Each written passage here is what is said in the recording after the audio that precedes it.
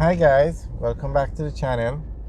Today we're driving through Bull Bay and we are actually at the point where the Southern Coastal Highway goes into 11 miles and then the road takes a new alignment going over the hill to the Suncoast Adventure Park.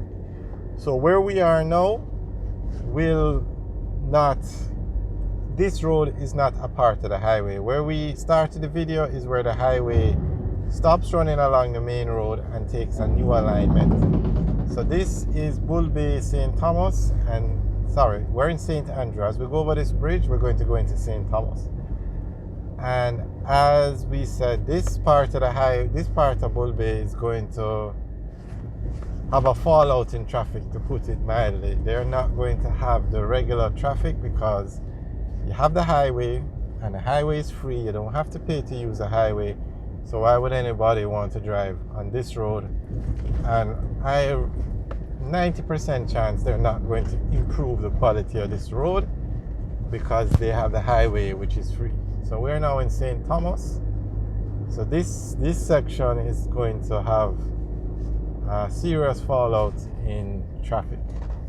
Unfortunately, that's happens sometimes when you're building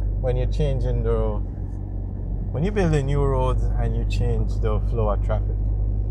Grandspin in St. Thomas is also going to be bypassed because the highway will take a new alignment in that section as well. And they have already seen a fallout in the traffic, and the persons in Grandspin have been complaining already about the slowdown in their business because that section of the highway that bypasses Grandspin is actually open and persons are using it instead of going through Grandspin. It's very unfortunate, but it happens all over the world. Alright, so this is Bull Bay, St. Thomas.